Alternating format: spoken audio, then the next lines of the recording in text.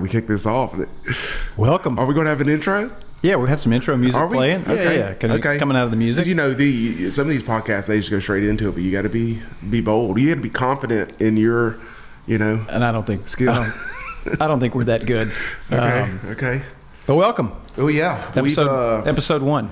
Episode one of the first of many. The first of many BizzieSmalls Podcast. BizzieSmalls. Yeah. So, do you remember the first conversation we had about doing a podcast? I think it was 10 years ago. I think my child was just born. Okay.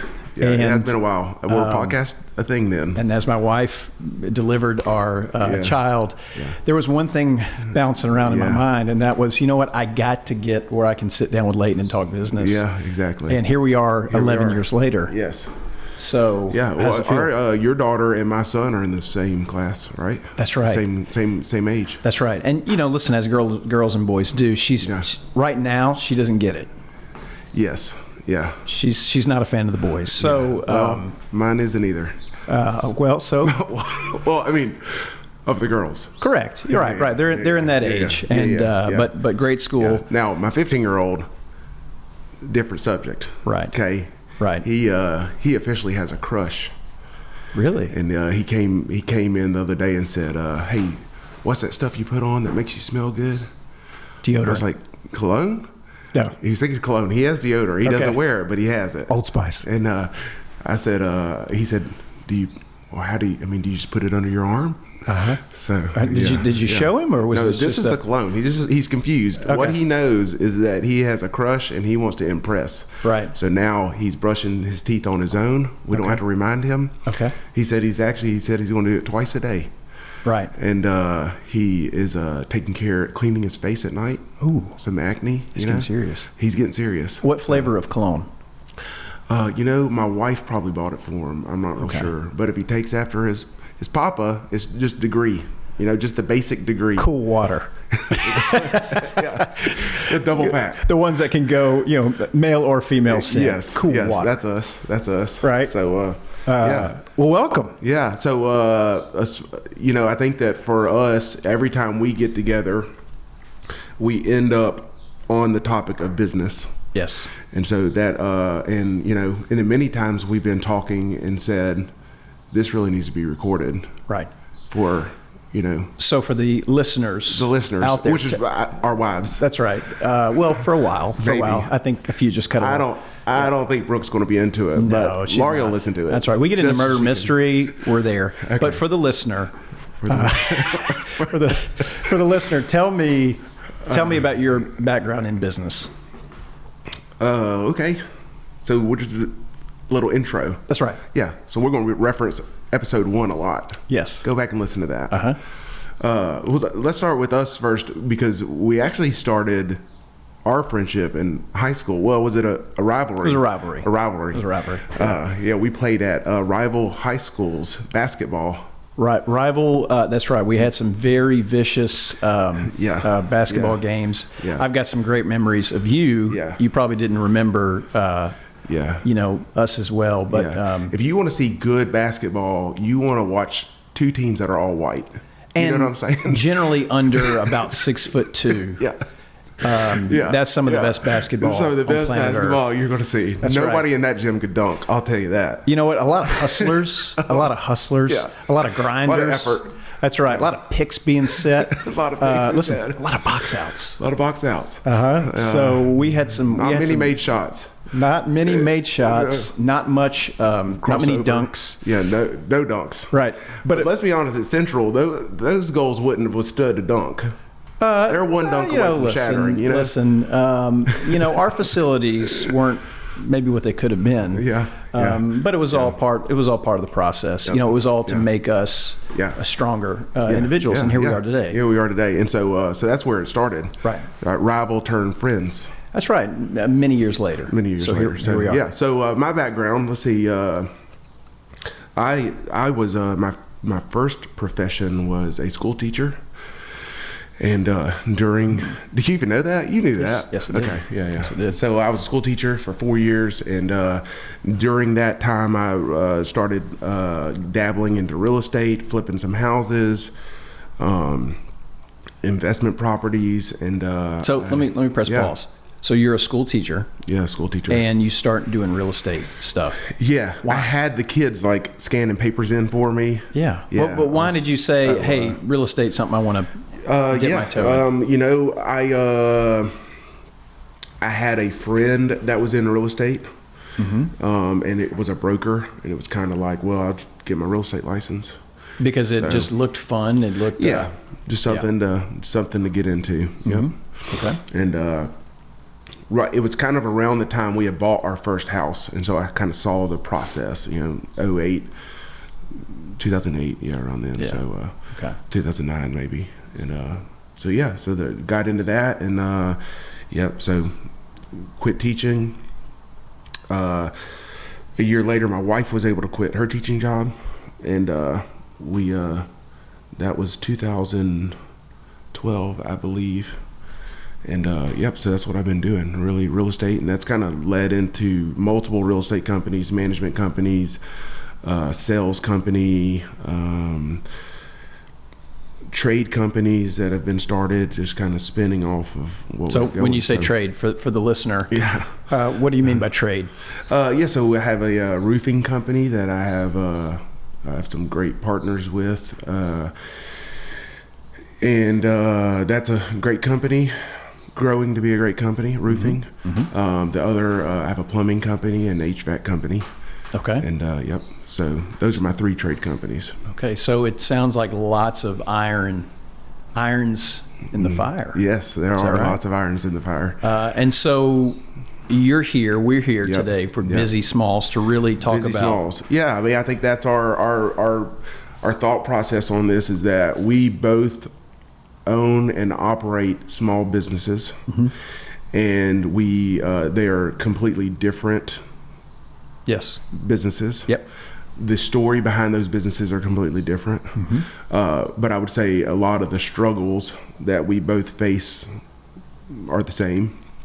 So it's really just having a podcast or a platform where we can share what we're going through, kind of share our struggles, our successes, and if somebody can benefit from it, I think great. I think that's right. So, for me, I've been thinking about really what's in it for the listener. And ultimately, I'm not here to say that I'm an expert by any means. No. I'm here to say that I'm a student and I'm learning stuff every day. Yes. And I'm yes caller. Yes caller. So I'm here to say that I'm not an expert. I am a student. I'm learning every day, but I have had quite a bit of experience in owning and operating a small business. Sure. And through this, I hope that dear listener can be encouraged and just have a place to go and to think, because when you're in this situation, there's so many things coming at you.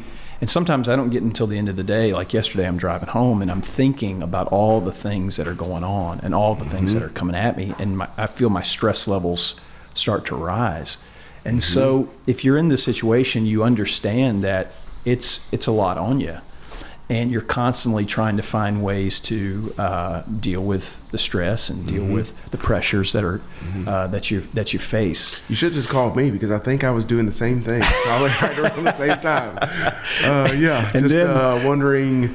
Yeah. And listen, and there's the extra element. You talked about coming home and you've got the kids and you got the wife. That is the question, right? So what do you do in that moment? You're in the scramble, if you will, right? Your mind's all over the place. Right. How do you, right? Because what can happen and has happened, I'm guilty of it, is I bring that home and project that onto my kids. Yes. To my wife. Yeah. And then now they have the stress that I brought home. Right. So what do you do? Is this Crossfire? Are we starting the segment called Crossfire? Our agenda's out the window. Okay. Because we got to go back to do an intro later, but it's here. So what do you do to decompress before you get home? Yeah.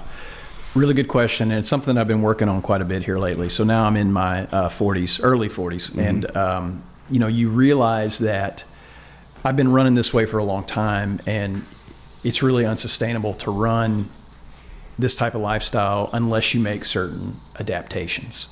So for me, really it's come down to my own personal protocols. Spiritual grounding, I would say, would be number one. So, having that faith that you could rely on is huge for me to have a well of energy to pull from. Yep.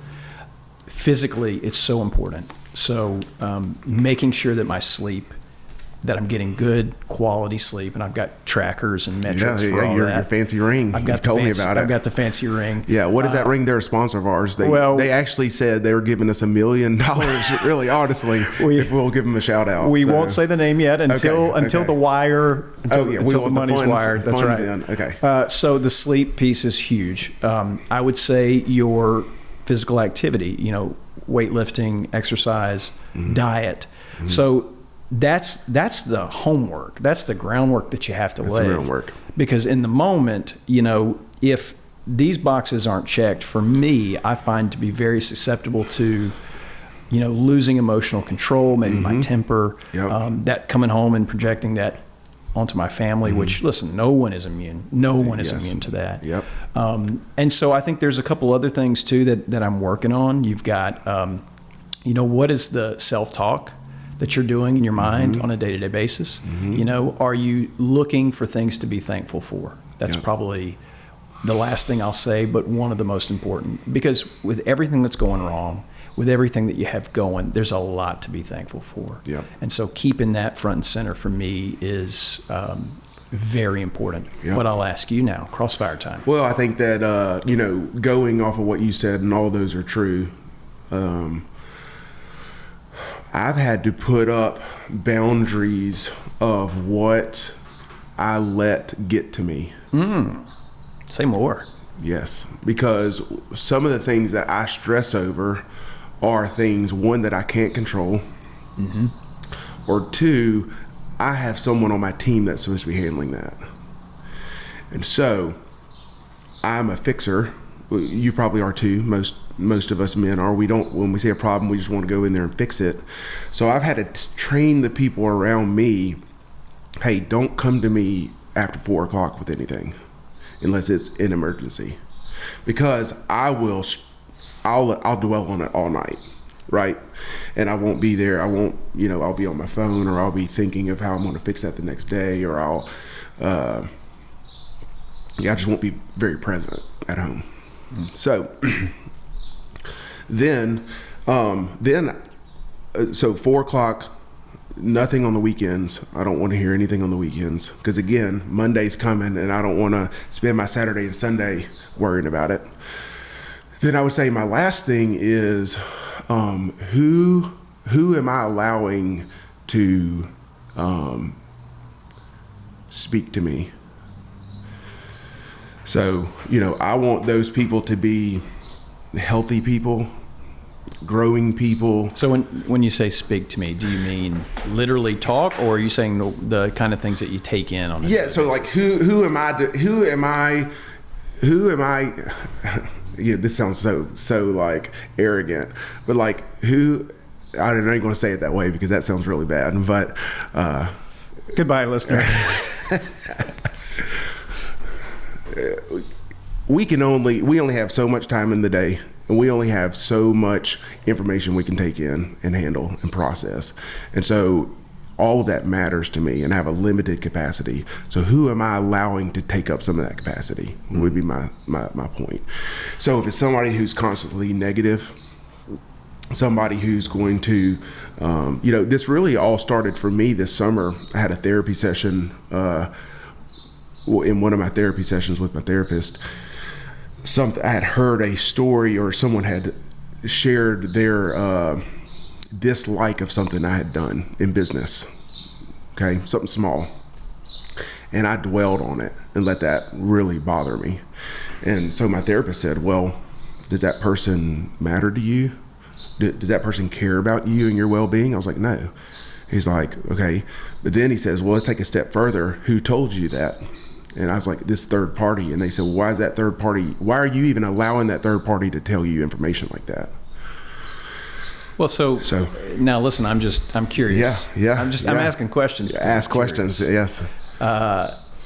So the question was, why would you allow that third party person to tell you this? Mm-hmm. Isn't it useful in some way to get information, from different places? Yeah, I think this was more along the line of just like gossip and trying to hurt me, not to better, to inform you. Yes. Because what I did, I would do 100%. I was in the right of what I did. Okay. This person just didn't like the fact that I did it. And it was just a gossip session more than exactly. Hey, can I try to speak into what you're doing? Exactly. Here? Yeah. Okay, got it. That's where I go back to: is this person for me? Do they have my best interest at heart?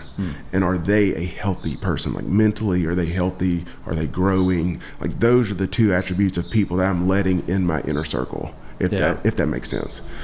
Oh, so you just brought me to something really interesting through this. So I find one of the challenges, because I was listening to a podcast yesterday, and they made this example of this court jester. Mm-hmm. And the idea of the court jester for the king was someone who could come in and be silly and ridiculous and say things in a joking way that the king needed to hear. Mm. And so the value for the court jester was not just in the comedy, but sometimes he was hearing things from the streets. And so because no one wants to go to the king and say, hey, here's something bad happening, or I just did this, or this, that, or the other. Yeah. So within your companies, I think this is a huge challenge. Mm-hmm. How do you create an environment where people feel safe to come to you to tell you about issues or about things that maybe personally you might be on the wrong track with? How do you facilitate that? Yeah, that's a good question. Well, I think that the word there is empowered, right? Like for me, I want my leaders in my companies to be empowered to make decisions on their own. Like I do not need to be a part of all the decisions. In fact, if I didn't trust that person to make those decisions, then I would have replaced them. And so I tell them that a lot, right? So when they come to me, it's well, let me say, ideally, this is what I want to do. Realistically, it's not always what I want to do. Okay? Right. Okay. We're being honest here. Safe place. So what I want to do when someone comes to me with an issue, I want to say, well, have you gone through the process of coming up with some solutions? Like, don't just come to me with a problem, because then you're just a squeaky wheel. Come to me with a problem you see and how, and the solutions of how to solve that, right? Mm-hmm. Then let's talk through it. Or I might just ask questions, right?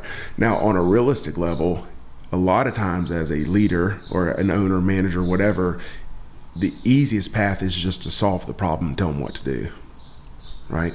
But now you're creating a pattern that every time they see a problem, they're going to call you, pick up the phone for you, and that actually is working counterintuitive. It's taking up more of your time. And so then, I mean, even yesterday I had a guy, one of my main guys, and he's a great guy, but he called me with an issue or a situation, and I probably didn't handle it very well, because I said, hey, this is what I'm paying you to do, which is true, but for some reason he didn't feel empowered or equipped to make that decision. And that's on me as the owner to make sure they're empowered and equipped.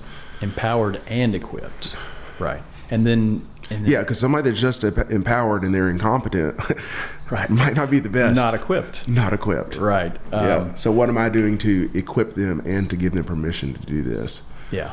And is there a cultural attitude within that you try to, I mean, how do you daily speak into all your teams with what you're saying? Yeah, so that's I'm failing there big time. Yeah. on a daily. What's a good idea? Well, so one of the things that we're doing is I'm taking 4 of my businesses are all consolidating into one location in the next couple of weeks. Got it. And we're all in different locations. And so being the present leader is very difficult. So that's going to be a huge help, is we're all starting at the same location, same time, same day. And, obviously my core values apply to all those businesses. And so we get that's going to be huge and helpful, right? Just to see everyone bounce off each other. I mean, I can pat them on the back, tell them they're doing a good job. Right. And so I'm not having to go through my phone and call all these people throughout the day or throughout the week or month. Right. So, I mean, I think it's just a leadership framework. I'm working on that right now, with my business coach. It's a leadership framework. How many meetings am I having each week, each month, quarterly, to really define the culture and keep it on the forefront? And then not only that, but what are those what do the agendas look like in the meetings? So that this feels like another podcast. The great meetings. Stuff. It's like we can go in a million different directions. We could that's just what we're going to have to do. But our listeners, our 2 listeners, don't even know about you. Okay. So let's talk about your business. What does your life look like? Yes, I am the 3rd generation owner operator of Ivy's Building Materials, located in Mansfield, Halton, and coming soon to Blanchard, Louisiana. Oh yeah, just came from. Hey, they're real excited over there. Oh, listen, they're real excited. I've heard stories. The lady hugged me in loves. I mean, it really is exciting. But I've been doing that since about 2011. Prior to that, I was in a rock and roll band and toured the country, and did all kind of crazy things surrounding that. Went to business school in Mississippi College before that, and kind of grew up in high school with the local institution, Central High School in sunny Grand Cane, Louisiana. Yeah. What was y'all's mascot? The Pioneer. Oh. Pioneer. Brave and bold. Yeah. So grew up in the business. My mom and dad still work in the business to this day. My grandfather, my mother's dad, started the business. 1969. He brought it over from Dallas. There's still an Ivy's in Dallas, but so he brought it to Louisiana, and then our little clan of the family started to build upon the business. Yes. So we've seen exciting growth the last couple of years. We plan on growing more. And that's who I am, and my challenge throughout all this, I believe, is to become a leader or executive, whatever you want to say, worthy of the growth and the impact of the business. And so I'm trying to learn every day to build my skills, because it's I think there's a talent level involved, but there's also a honed skill level involved. Of course, there's an energy level that goes into it. What does it take for somebody to want to grow something, as opposed to just say things are fine, I'm good, life is good. I'm not wired that way. I'm wired to always think about, hey, where could we be? Where could we go? Well, you use the word worthy. Obviously, you're worthy. Well, is that the right word? I think today I might be worthy, but for where I want to go, the big question in my life is how do I become worthy of the business that I want to. So, in other words, this is the fear, and this is a great fear to have as a business owner or an executive, is don't let the company outgrow you as a leader. Right? Yes. Absolutely, because as you go and as you grow, there's more complexity, and there's more people, and there's more stuff, and there's more resources, and there's more demands. And so, I think probably a good isolated podcast for us would be to talk about time. But what I'm finding today is that to become worthy, part of that journey is in your time management, because that is absolutely the most important resource that either of us or anyone really has. It's a limited amount, and your decisions about how you spend that time are really the most important decisions that you're going to make.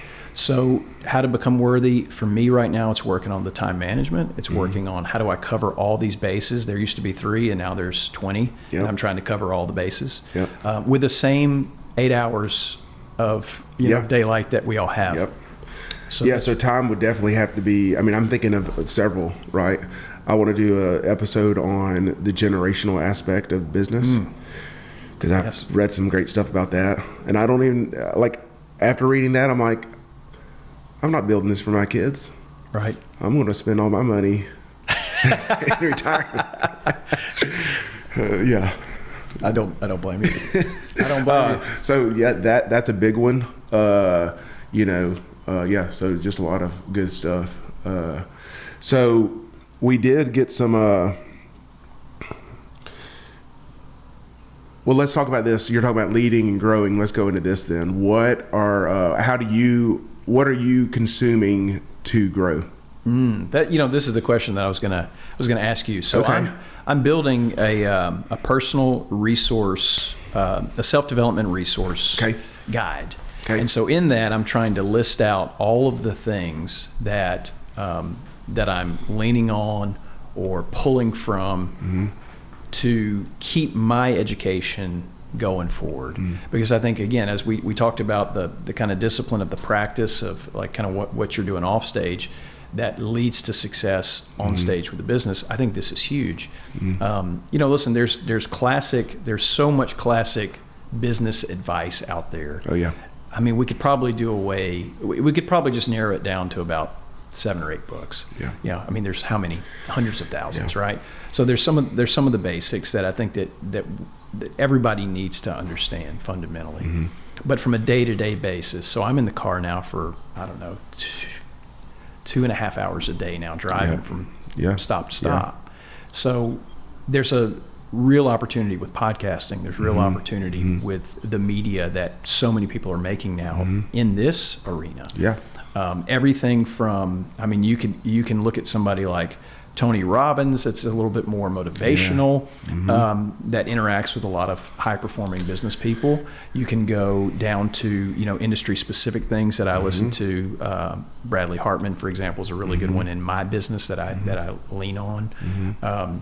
You can even, sometimes comedy is necessary, honestly, when you're I'm probably too much comedy. when you're that now this guide out. You're creating, just for our listeners to know, it comes free with your Patreon membership. That's right. Right? That's free right. with That's your Patreon. Or, we could sell it for $49.99. We'll come up. We'll figure out how to monetize it. Yeah, we'll definitely monetize that and get your email and phone for it, phone number for sure. But one of the points really to make from all the media is that, listen, we all have some windshield time. And I'm trying to shift a little bit in that, because some of the things that I turn to in that windshield time, a lot of times are escape. It's release. I want to listen to basketball podcasts. I want to listen to stuff that just I can kind of zone out on. But to be, and I don't like the word intentional, but so I'm going to say purpose oriented or focused on purpose driven. There you go. 30 minutes a day to consume some media that is going to that's going to excite and it's going to push me and it's going to have me focus or look at the business in a different way. I have that time. The problem is, do I want to turn onto something that I know is going to feed me in that way, or do I want to escape? So I think, for me, one thing early on when I was consuming podcasts, books, all this stuff, my self-awareness of how I was wired was not there. And so what would happen is I would listen to a podcast or read a book, and then I would be like, I want to be that, or I want to do that, or I want to do this thing, right? And so it was almost, there was almost too much noise, if that makes sense. And there can be. There certainly can be. And so for me, probably the biggest, I would say, when you talk about foundation and being grounded and having, your health and physical activity and all this stuff and spiritual practices in life for a foundation, I feel like as far as business and leadership goes, we have to have self-awareness of what our strengths are and how we were uniquely wired and like what we are good at. That's a big one, right? Because we have too many, and that's what sucks about small business, and that's the pain that we feel, is that, especially for me, when I was doing, all of my businesses have been startups. And so early on, I wore every hat. I did it all. I was doing the accounting, I was doing this, that, I did it all. And knowing I sucked at a lot of it, I still do, right? Mm-hmm. And so, my some of my business partner, they'll laugh at me because when we're in a meeting and they start talking about daily operation stuff, I just get them to walk out. So I'm like, I have no value here, and if I stay, I'm just going to screw something up, and it's going to drain me. So I just walk out, right? Hey, Leighton, I got a question about Excel sum functions. Oh, yeah. Can you help?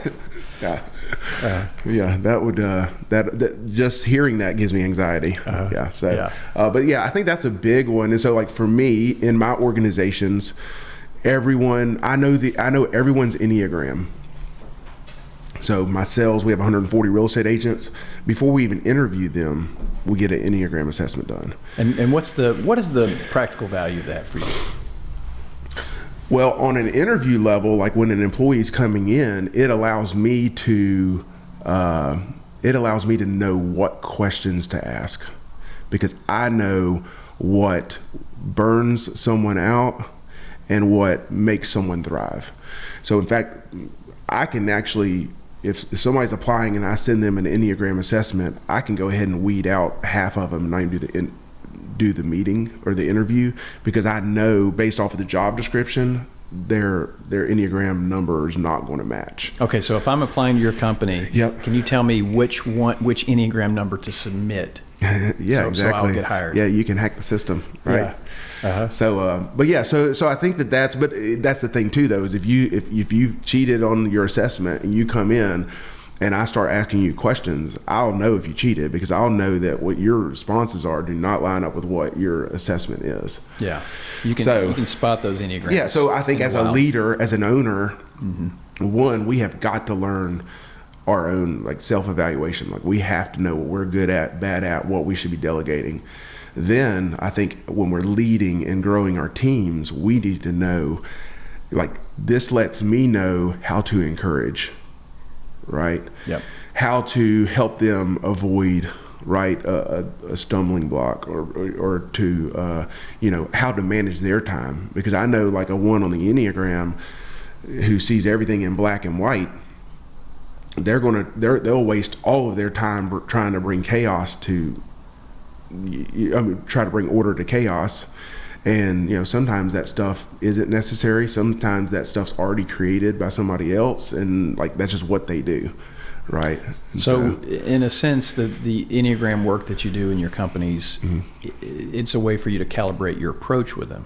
Yeah, and their responsibilities. I mean, it's a disservice to ask a certain. If their strength, another one, strength finders. I mean, we can go into all of these, right? And there's probably another Myers-Briggs. We can go into all of them, right? Yep. And all of them, I think, have their strengths and weaknesses. But it's a disservice for me as an employer to give a task to an employee that they just will not have the ability to do. Right. And so then it's like, they're going to be burned out, frustrated. I'm going to be burned out, frustrated because they didn't do it. Yeah. And so, I think that most of us take this approach of, well, let's just throw it against the wall and see what sticks, which is why there's so much turnover, and, it's just a horrible way of doing it. Yeah. Right? Yeah. So there's a new one called the Primal Fears or Primal Questions. Have you heard of this? I have not. This is great. Primal Fears. Yeah. Okay. Gotcha. And so there are 7 questions that all of us ask ourselves that it's our biggest fear, and I'll just tell them to you real quick. So one is, am I safe? Am I secure? Am I loved? Am I wanted? Am I good enough? And do I serve a purpose? And so what tends to happen is that question drives all of our feelings and decisions we make, both in business, right? So when we have a spiked emotion of fear or we're in the scramble, usually it's coming because our question is not being answered. So we need people around us that are answering that question for us, if that makes sense.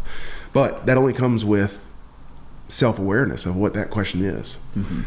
So it's pretty good stuff. That's interesting. You know, it had me thinking about maybe a different direction than where you were going, but ultimately, you know, you talk about team members mm-hmm. and you talk about, you know, pay, financial compensation, those things. You know, obviously all of us go to that as the first place of like the foundation, like Correct. Financially, you know, it's got to be right.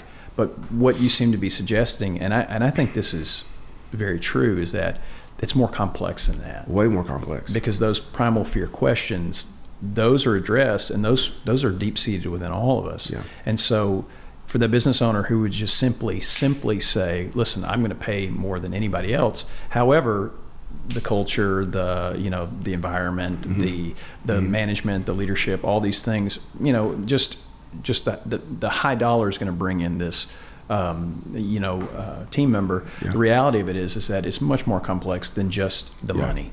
And so that really falls into, am I secure? That's the money driven question. Right. And that person probably grew up in a household that didn't have much money, or they saw money abused. Yeah. And because all of our questions are derived from our childhood experience. And so, then, am I successful is one of them. I think I might have missed that one out. Okay. It's 7 fears, 8 fears. Yeah. Whatever. 7 or 8. Just pick. So the question of am I secure? That person, it doesn't matter what kind of compensation you give them. Every 6 months, they're going to be asking for more. Right. Yeah. So, but yes. So it's so for me, my question is, am I wanted? So that's your personal question. That is my personal question. Oh, wow. And so going through this over the past start the TikTok camera. So this is about to get real. This will be a reels. This is about to get reels. About to get reels. All right. No, so I'm a middle child. Okay. Typical of a middle child to have the am I wanted, right? And so what's crazy is what our fear is, we project the opposite on the people around us. So people that are am I wanted are actually really good team builders because they want everybody to feel included. They want to bring people together. They're really good connectors. Oh, you should meet this person. Yeah. And I would say personally, is knowing you now for 4 decades or whatever, that's probably one of your greatest skills is your ability to connect people. Yes. Yeah. I knew I had that skill, but this just kind of gives me more awareness of why that comes natural to me. And it's really out of my insecurity of wondering, am I wanted? And so it's also like when someone would leave my organization and go to a competitor, why do I take that so personal? Right? And so instead of just treating the symptom, which I've done well at, and maybe that's just suppressing feelings, like we tend to do. Mm-hmm. I'm sure you don't worry with that or struggle with that. I don't. No. So I think that's it gives me more awareness of, wow, that's why I feel that way. And so now I need people around me that, going back to are they healthy, growing people, and do they care about me? They need to know that that's my question so that they can reaffirm me in that. Or self-talk. Yeah. Right? Yeah, I am absolutely. wanted. Absolutely. So, my wife's is, am I loved? Yeah. And so that's huge for me to know as her husband. Right. Yeah. Right? Because I need to continually reassure her that she is loved. Yeah. Which I do a horrible job at. But at least now I'm aware that I suck at it and she needs it. And we're back to self-awareness. Self-awareness is huge. But and then also for you personally, the am I wanted, we're going to find out through our viewership. Are we wanted? Yeah. And so kind of we'll pull back because listen, I've really enjoyed where this has gone and maybe us finding our sea legs here is really about this. It's just kind of back and forth. I think it's back and forth, but I also think that, I think that really what I want to see is for us to build almost a community of people that will, give us some questions, give us some feedback, if it's positive. 100%. Yeah, a 5-star rating. Look, give us a 5-star rating. We're going to give you a shout out. That's right. We're going to give you a shout out for sure. That's right. Hey, could we give them a 2x4? Come out of the lumberyard, maybe? Yeah, we can work something. Yeah, give them something. Maybe a BOGO, something like that. Okay, I don't know what that is. But buy one get one. Okay. So yes, that's right. Yeah. That's right. We never used the cool lingo when I sold fireworks. That was buy one get three. That's right. That's right. Very lucrative business, fireworks. Yeah. Okay. So in sort of wrapping things up, are we wrapping things up? I think How are we so. going? Yeah. You have stuff to do or what? Well, how long have we been going? I'm keeping track here. It looks like we're about 40 minutes. 40 minutes? That feels good. Does it? Good. Yeah, I think so. 40, well, we didn't even get to the questions. Well, but this is why people come back in the next episode. I mean, dude, you got to see. I mean, I have a whole note section. Okay. Look, here's the deal. This is called the cliffhanger. All right, this is how we're bringing people into the next episode. We've got some really incredible questions. Yeah, I mean, look at these questions coming. I have. Look at these. Jeez. Yeah. So we've got some really incredible questions coming. This podcast, what it's ultimately about, we want to create a space for business owners and leaders to come, to be encouraged, to be energized, to know that they're not in it on their own, because it can be very lonely. Very lonely. We want to talk about our personal experiences Yep. and what we've learned along the way. Yep. We would love interaction. We would love a community to sprout up around what we're doing. Yes. And sponsors. And most importantly, sponsors. Lots and lots of sponsors. Yes. So listen, I feel good. How do you feel? Yeah, I feel good. We're just going to save it. Let's save it. I got to go play pickleball. All right. Sounds good. Are we done? Yeah. All right. So, hey, well, real quick, we're on social media. Yes. You know what's funny is I went and liked our Facebook page. First one to like it. It's been created for 3 months. Well, it's going to be repurposed. Yeah. So I think the goal was to get this down on tape first. Right. That's right. Now we're going to but we are going to be on all platforms. We're going to be. It's a multimedia. We're going to be at YouTube. That's right. Facebook. Instagram. That's right. TikTok. Do you know TikTok? I'm the Chinese. Are you? With I don't the know Chinese? about. I don't know about TikTok. Yeah, I'm uncertain. I'm uncertain. Is your band's MySpace page still up? I think it is. Is it really? Okay. I think it is. That's right. So so we're on all those BizzieSmalls. BizzieSmalls. Smalls. Small business talk. Small business talk. And two guys trying to figure it out in the trenches. And having a fun time doing it. And most of the time. Most of the time. Yeah. Most of the time. All right. That's it.